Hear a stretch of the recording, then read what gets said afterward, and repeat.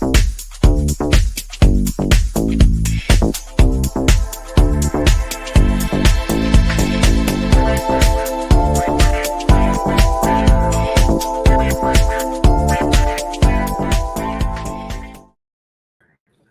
to It's All for the Kids. I'm Stevie G, and we got Erica Lassiter from Phoenix, head of the Kwame Lassiter Foundation. How are you this morning, Erica? I'm doing great. Hi, Stevie, and thanks for having me today.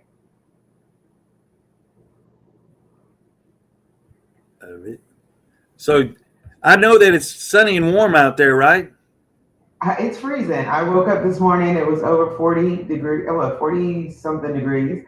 But you know what? This is the time of year that I love. A little cozy, warm blanket, and then not burning up like we do during the summertime.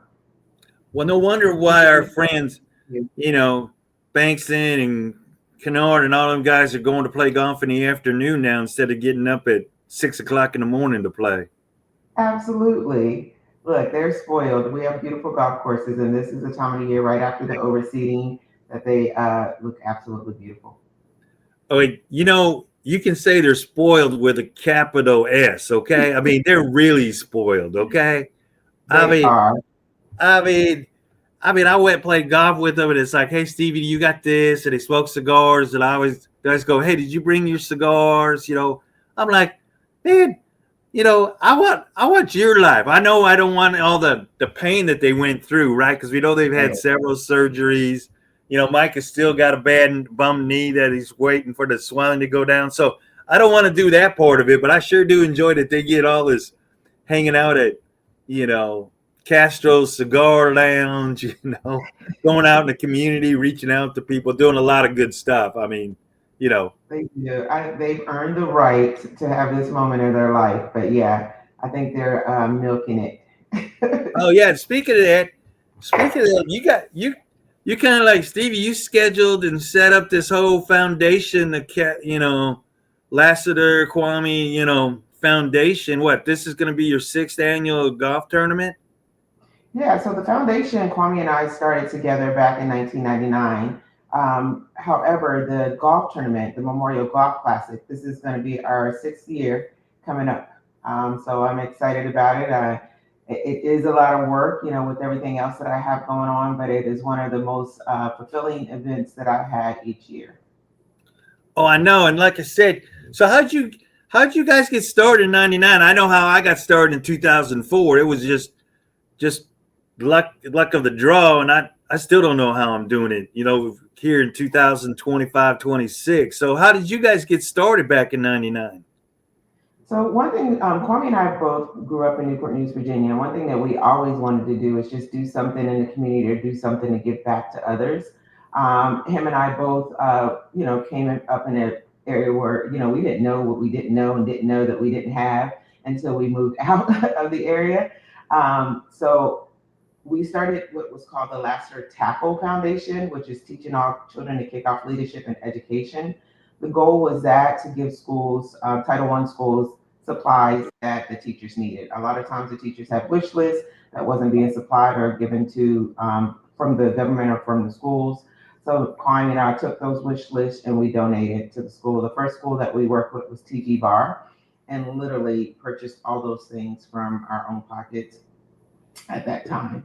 I went to Norfolk State University, not on an athletic scholarship. I did not get my books or anything like that. So I literally would have to go to the library and make copies of the textbooks just to be able to, get through school, or have friends who had them. I would be able to get 1 or 2 per year, but for the most part, I was in the library copying the books, and my books were actually just pieces of paper. So we wanted to start a foundation to give back to students who were going to school who needed book scholarships. So we started that at Pilgrim Rest Baptist Church is where we attended church, and we would give back each year a book scholarship through the Tackle Foundation.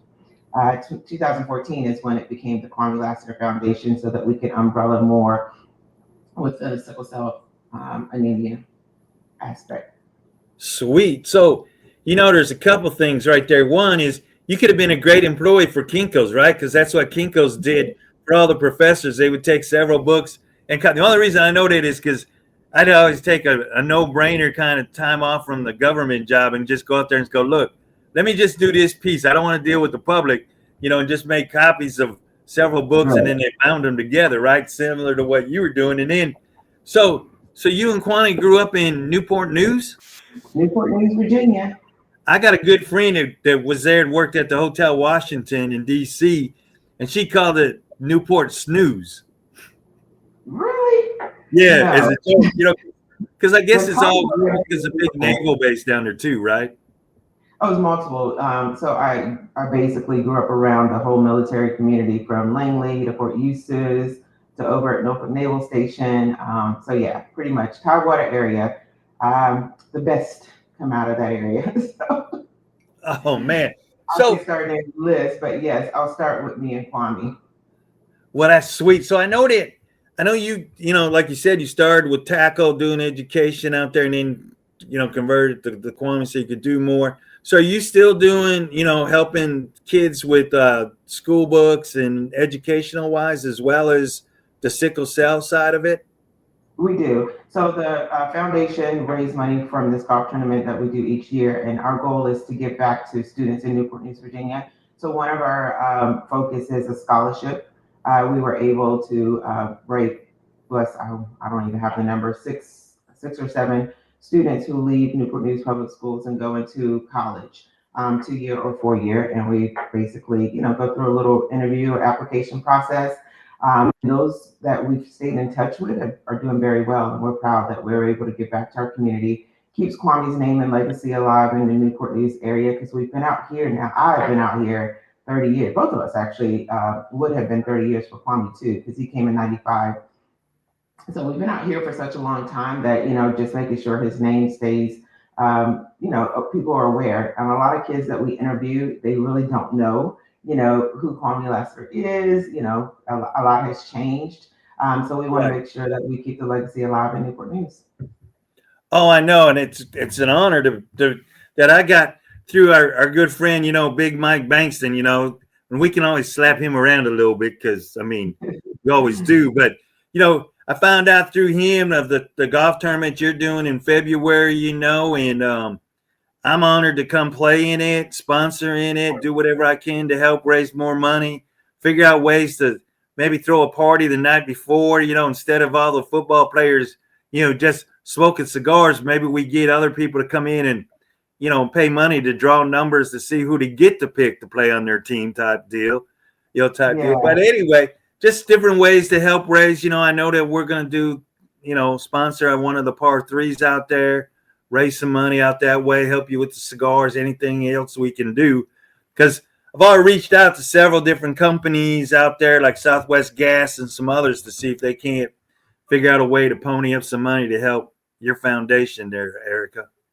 Well, we truly appreciate you, and it was an honor meeting you, and it's just knowing that you want to help us with that. So I appreciate it. You're going to have a lot of fun. One thing that I do hear from the players, not only just the players, but those who participate in our golf tournament, it is probably one of the best times they've had in a tournament. It is really just easy going. We get out there, we play, we have a good time, we raise money for charity. We've been kicked off one course because we take a long time because it's just a big family reunion. We Oh have yeah, over absolutely. 25 guys that come and enjoy themselves. And, it's just like the locker room or on the field, just having those conversations. And our sponsors and people who come out, enjoy the opportunity to play with them, get to know them on a different side, and have a good time while we're raising money for families who have sickle cell. Well, I know it's going to feel like old home week when I get out there because I've done so much for the VA out there, Children's Hospital. One of the companies that's sponsoring yours, right? Toyota did my tournament back in 2008 when we did one in Phoenix for Children's Hospital out there through the DOE Energy Conference, Jane. So it's going to be like coming home, having a great time. And hey, as they say, half sticks will travel. So I'll have my sticks, be able to play. Matter of fact, I'm going to swing out there in January, do a little business trip, and slide over to Papago and play 18 holes, so I get a little insight into what the course looks like. Oh, sounds good. You sound like my son's because basically now he does not travel.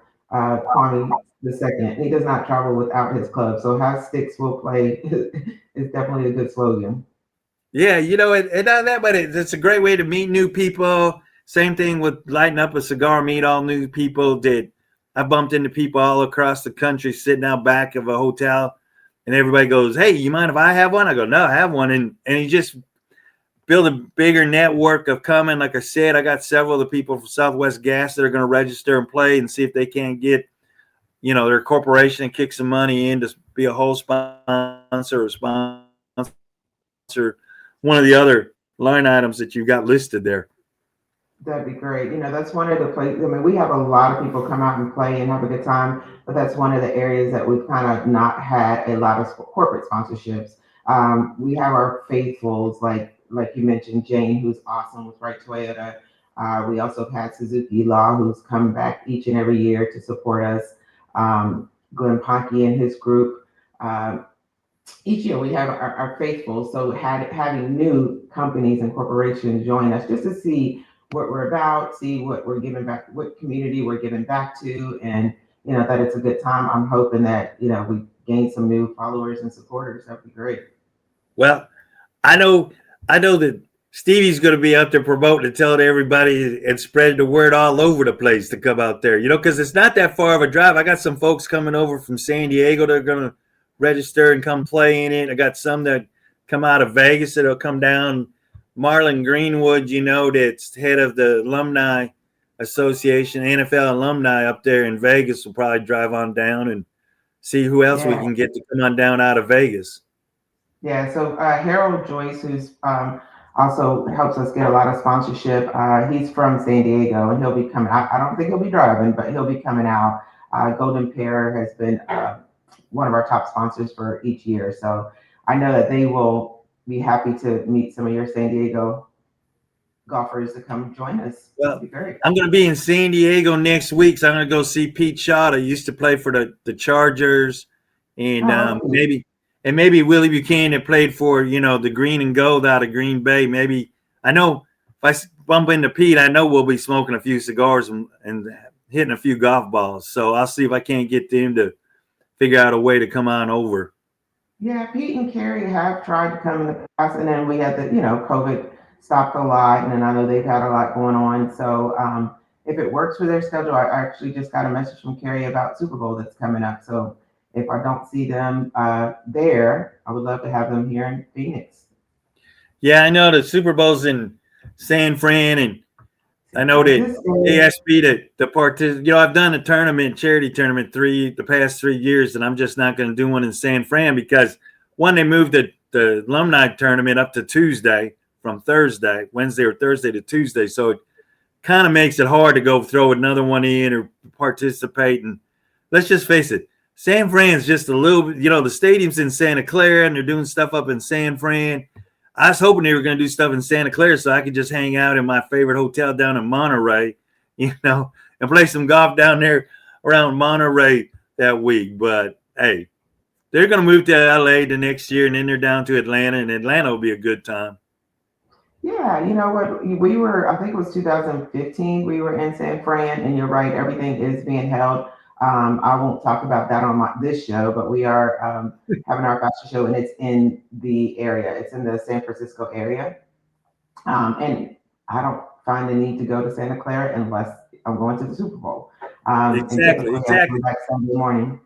So. Well, I knew that San Jose was complaining a little bit that everything was being done up there and nothing down in San Jose. So I think they're going to try to do a few things down south, so to speak. Yeah, my schedule is always so jam-packed that it's really hard for me to get away from anything. I just love what we do with off the field and in different ways we hit each community as well as our member events, that I don't find myself being able to get to much. I love, the evening parties, and that's about it. And then I get back here and watch the game with my family.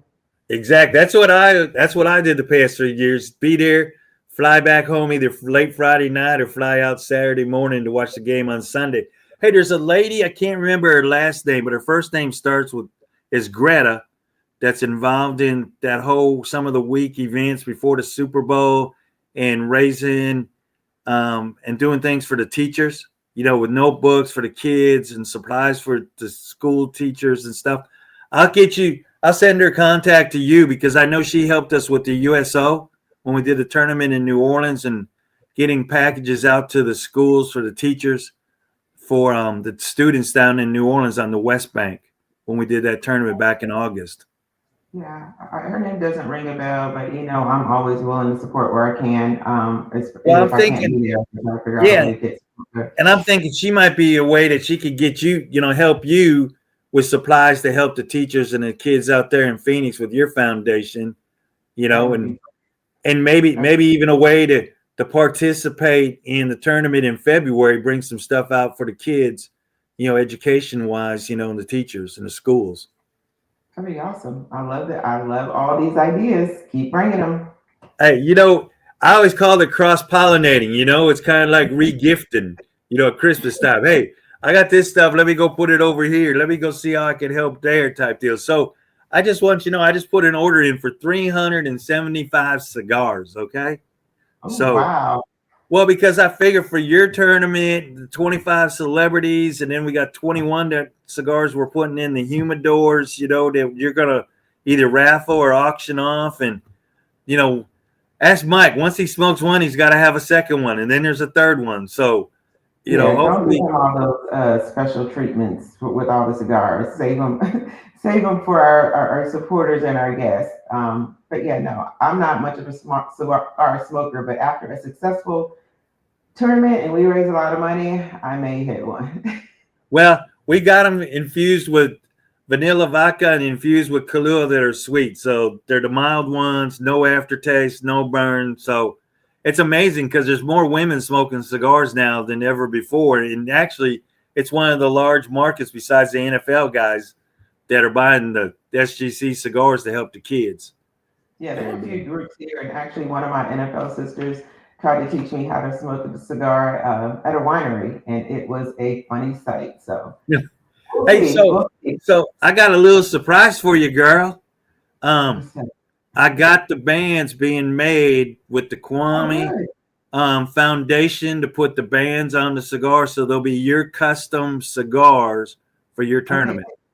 I sent you the logo for the golf tournament, right? Is that the Yep. one you're using? Okay, Yeah. perfect. That's really Yeah. beautiful. All So I right. want you to Well, know that. with that being said, that and we raise over $50,000, then I'm gonna smoke a cigar.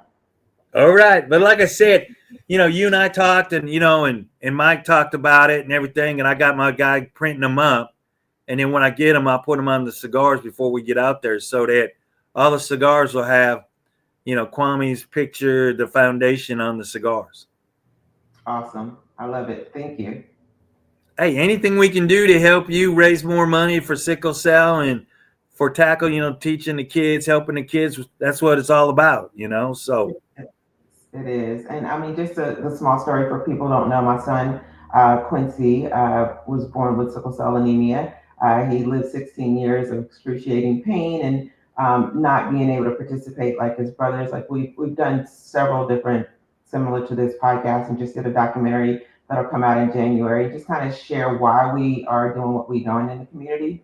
But although he is cured, my son went through a bone marrow transplant in 2016.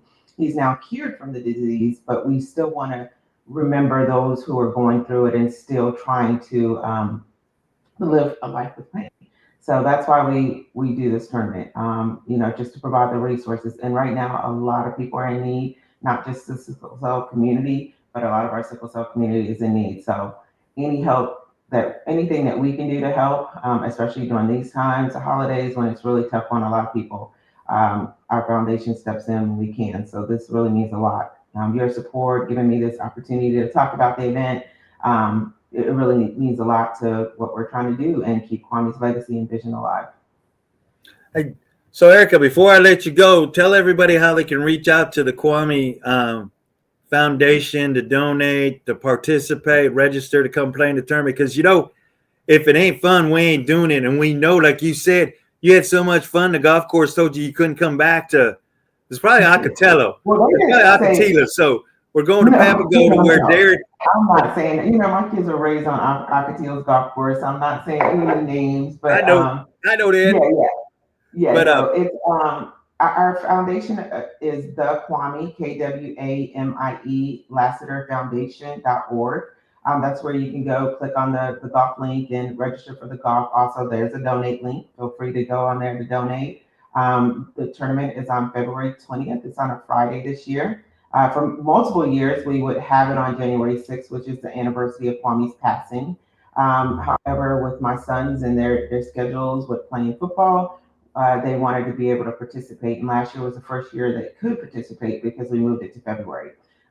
So that's what we're going to keep it for right now. Keep it in the month of February. It gives a little bit of time to get through after the holidays, and as well as, the Open is really big here, the Super Bowl. So February 20th is the date. We look forward to seeing you and SGC out at the event. And I thank you for all your support and all the people that you'll be sending our way. We're gonna have a packed house. It'll be a lot of fun. And like you said, if it ain't fun, I ain't doing it either. So I got enough to do. If it's not fun in my life, I don't do it anymore. I hear you. So I mean, it's gonna be a great time. I'm looking forward. I'll be out there that week of January 5th through the 8th to go out there. Like I said, go see Derek play. And Derek's pumped about it. He took me in that cold weather when I was out there that day, and I made him take me out to tee box number 11. He goes, "You don't have a coat on." I go, "Well, it ain't that cold yet." I mean, he was bundled up, drove me out to tee box number hole 11 to go take a look at it, where the Oasis, spot where people come by 3 different ways, to come by it. So we'll set stuff up, raise some money, heckle everybody. Like I tell everybody, see, y'all like to touch everybody's heart. Stevie likes to reach in there and rip it out and just say, "Give me your check and I'll fill the dollar amount in." So I'll be out there talking trash with everybody. I got a couple of the LPGA future players coming out to hang out on the hole, to hit golf balls and raise some more money and talk trash to everybody to get them to pony up. And maybe you can get, Mike Banks is going to not like this deal, or Derek, but that's okay. We'll even get them to open up their checkbook, okay? Yeah, you know what? Daryl Derek is a really cool guy. Daryl, who referred that course to me, I just kind of went out there and I've been looking for a place. We've had some great tournaments and everywhere we went has been nice, but I've been looking for a place, and that's my favorite mountains over in that area. So when I went there and I saw it, I was like, this is beautiful. And, he's a twin. I have twins. So the connection was there. So this will be our first year, but hopefully many will come from, many more will come, and we're excited about it. They're great, and I'm looking forward to it. I may even get out there and play this year. I feel like after 6 years, we got a well-oiled machine with our volunteers and our support. So Erica might have a team and enjoy the course as well. So I'll see what you're talking about out there. You got that. And if not, you can always get in a car and just roam around and just putt and drink cocktails with everybody. Well, I do that already. I normally don't putt, but I will take pictures. But, I got to brush up my skills. Look, they said that's where all business is made, on the golf course. So I need to get out there and play and start meeting some folks for real estate and for KLF. Hey, you can come out there on Monday, January 5th and play with me and Mike Bankston and a couple guys from Southwest Gas out there on Monday afternoon. I'll check my schedule and see if I can. All righty. Hey, might work.